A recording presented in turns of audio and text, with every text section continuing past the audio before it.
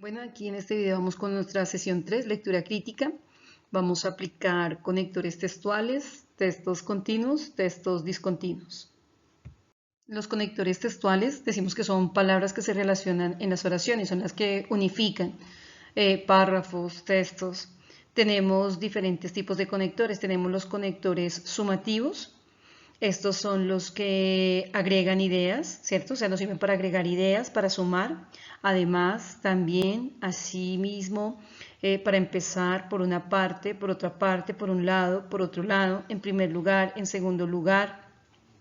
Tenemos las adversativas o de contraste, como decir, sin embargo, no obstante, pero, de todos, de todo con todo, aún así, pese a pesar que, por más que.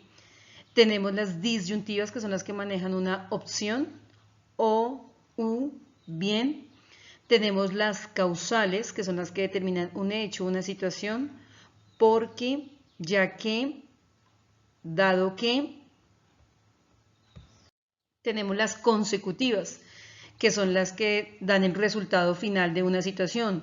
Por lo tanto, por consiguiente, por ello, en consecuencia, de ahí que, así pues, por este motivo, por esta razón. Tenemos las temporales, su nombre lo especifican tiempo. Ahora, finalmente, seguidamente, anteriormente, antes, ahora, después. Las explicativas son las que justifican, es decir, dicho de otro modo, dicho de otra forma, en pocas palabras. Las de enfatizar son las que manejan especificaciones de cabe destacar, cabe resaltar, es preciso señalar, es preciso añadir. Las de resumen son las que sintetizan. En conclusión, finalmente, en definitiva, en resumen. Las de referencia son las que manejan relación. A propósito, como he dicho antes, en cuanto a, lo que respecta en, con respecto a. Y aquí para aplicar un poquito lo de ejercicios de conectores textuales. Entonces aquí hay una oración, dice, explicó al juez que asesinó a su víctima. Quiso robarle. Las pesquisas demostraron que aquello era solo un pretexto. Entonces, en los espacios donde tuve los punticos, nos toca buscar qué respuesta colocaría yo ahí para darle un sentido a la oración. Entonces, si tú eres bien detallista, te das cuenta que se señala en el contexto un juicio, específicamente una declaración en la que se aprecia una posición de argumentos. En la primera parte, el acusado da las razones que lo llevaron a asesinar, por lo que deberá colocarse un conector de causal, ¿sí? Como decir porque. En la segunda parte, como se dijo, se opone y refuta la declaración del asesino, por lo que debe un conector de adversidad o adversativo, como decir, sin embargo. Por lo tanto, la respuesta ahí sería la D. Entonces quedaría, explicó al juez que asesinó a su víctima porque quiso robarle. Sin embargo, las pesquisas demostraron que aquello era solo un pretexto. La respuesta es la D. Vamos con otro ejercicio. Entonces mira los signos de suspenso. Todos le sugerían que lo construyera con ayuda. No aceptó ninguna. Su autosuficiencia, soberbia eran enormes. Si tú miras el sentido de la oración, se nos está describiendo la negación de un tipo autosuficiente y soberbio ante la ayuda ofrecida por los demás. Ya que la sugerencia no fue aceptada, colocamos un concesivo aunque. ¿Y cuál es el motivo de ese rechazo? Pues la autosuficiencia. Entonces, la persona se siente muy eficaz para poder resolver. ¿Solo ella? No, también la soberbia. Por eso señalamos el conector de suma de ideas. Por lo tanto, la respuesta sería la B, o sea que quedaría. Aunque todos le sugerían que lo construyera con ayuda, no aceptó ninguna. Dice, pues su autosuficiencia y soberbia eran enormes. La respuesta entonces ahí sería la B, para que tenga un sentido completo la oración. Esa es la forma como vas a aplicar los conectores textuales. Bien, y aquí vamos a hablar un poquito de los tipos de texto a los que te vas a enfrentar en el examen. Entonces tenemos los textos continuos, que son los que manejan un seguimiento. Son los textos que manejan una continuidad, que están organizados en oraciones, en párrafos, un texto. Es decir, están escritos en prosa a lo largo del renglón. También pueden estar escritos en verso, líneas cortas, en columnas. Los podemos clasificar en textos narrativos, descriptivos, expositivos, argumentativos, científicos, informativos, etcétera. O sea, hay una variedad de escritos ahí que podrían clasificar. En cuanto a las características del texto continuo, entonces decimos que están normalmente formados por párrafos, que están en secuencias de oraciones que van entrelazadas, las ideas principales, las ideas secundarias, que los párrafos forman ciertas estructuras mayores, que se pueden organizar en capítulos, en fragmentos, en libros, y que su objetivo principal es dar a conocer un tema. Puede ser en forma retórica y pues los tipos que ya habíamos hablado, que son los más comunes. En cuanto a la forma como los podemos reconocer, yo acá les comparto unos fragmentos de unos textos discontinuos. Entonces, muchachos, siempre para ustedes poder determinar, siempre van girando para poder reconocer los textos continuos, siempre van girando a partir de los 8 tipos de preguntas que manejamos comúnmente, que yo les he venido enseñando desde el inicio. El qué, cómo, cuándo, dónde, por qué, para qué, desde dónde y quién, ¿sí? Entonces, un ejemplo, mira el primer fragmento. Chiclayo es una ciudad pujante y el mayor centro económico, turístico y comercial de la costa norte del Perú. De clima cálido, soleado todo el año y sin lluvias. Se ubica muy cerca del mar y sobre un fértil valle. ¿De quién me están hablando? De Chiclayo. ¿Qué me están diciendo? Que es una ciudad. ¿Y por qué se destaca? Porque es el mayor centro económico y turístico. ¿De quién? Del Perú. ¿Qué clima tiene? Un clima cálido.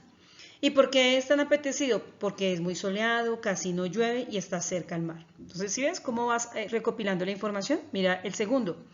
Libertad, personaje creado por Quino, es pequeñita, rubia, inteligente, crítica, solidaria e incisiva.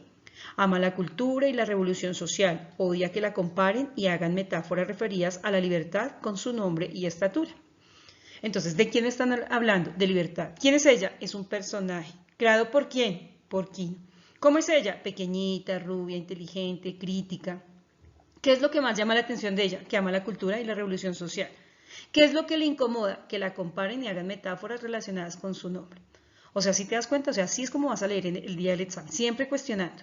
Mira el fragmento 3. El cuerpo de violín posee una forma abombada determinada por una curvatura superior e inferior, estrechamiento central en forma de C. El mástil presenta cierta inclinación hacia atrás y se remata con un caracol llamado voluta. ¿De quién me están hablando? Del cuerpo del violín. ¿Cómo es? Abombada. ¿Esto a qué hace referencia? A que tiene una gran curvatura y que tiene un estrechamiento. ¿Y qué otra característica? Que es un mástil que presenta cierta inclinación hacia atrás. ¿Y con qué termina? Con un remate de caracol, lo cual es llamado voluta. Entonces, muchachos, los textos continuos que son a los que ustedes se van a enfrentar en el examen no son difíciles de interpretar siempre y cuando ustedes sepan manejar las condiciones específicas para poderlos reconocer y para poderlos entender y comprender. Si te das cuenta, mira, así son los textos, vas cuestionando siempre para poder llegar a la síntesis de la temática que se está manejando. Aquí vamos a hablar un poquito de los textos discontinuos. Los textos discontinuos son aquellos que no manejan una secuencia, hay una ruptura. Pueden ser basados en pinturas, en cuadros, en imágenes, en gráficos, en tablas, en mapas. Son los textos un poquito más difíciles de interpretar, pues porque no estamos acostumbrados a leer imágenes, sino únicamente lo que son textos con letra. En las clases de textos discontinuos tenemos las infografías. ¿Qué es una infografía? Es una combinación de imágenes sintéticas que explican de una forma fácil un texto con el fin de comunicar o de brindar una información de forma visual para facilitar la transmisión de un determinado mensaje. Tenemos los cuadros y gráficos. Estos son arreglos sistemáticos y ordenados en forma de datos numéricos que son representados por medio de una tabla formada por columnas, por filas, según los criterios, y se destacan aspectos principales de datos para facilitar una descripción. También tenemos los gráficos de barras. Estos son una forma de resumir un conjunto de datos por categorías muestra los datos usando varias barras de la misma anchura. Cada una representa una categoría concreta, de acuerdo a los datos o de acuerdo al tema que se esté manejando. Aquí en los textos discontinuos les quise compartir un ejemplo. Entonces miran el cuadrito que está al lado izquierdo, dice la figura muestra los cambios del nivel de agua en el lago Chad, situado en el norte de África sahariana. El lago Chad desapareció por completo alrededor del 20.000 a.C., durante la última época glacial. Alrededor del 11.000 a.C. reapareció. Hoy su nivel es aproximadamente el mismo que era en el año 1000 después de Cristo. Entonces miras el cuadrito que está ahí, miras al lado izquierdo están los metros, ¿cierto? Y en la parte inferior están los años. Entonces está desde el año 10.000 hasta el año 1000 después de Cristo. Entonces mira lo que está al ladito ahí, dice lago Chad, cambio de nivel. Bueno, y entonces si tú miras, la primera pregunta va relacionada con, dice, ¿cuál es el nivel actual de profundidad del lago Chad actual? Miras que comenzó desde el año 10.000, la actual. Miraste que en la última información que nos dieron del texto, en la última partecita, hoy su nivel es aproximadamente el mismo que era en el año 1000 después de Cristo. Miras cuál es el después de Cristo, que sería más o menos, está por debajo de los 10 metros. Diríamos que si está por debajo de los 10, mira, se eleva un poquitico, no es mucho, tampoco alcanza los 10. Entonces comenzamos a descartar. Alrededor de los 2 metros, podría ser, es como la mínima. B, alrededor de los 15 metros, mira, no subió los 10, no puede llegar a los 15. Alrededor de los 50 metros, uy, no, mira, esa elevación tan extensa no alcanza a llegar hasta allá. ¿Ha desaparecido por completo? No, no ha desaparecido, se mantiene, pero pues es muy pequeño. Por lo tanto, la respuesta diríamos que es la A.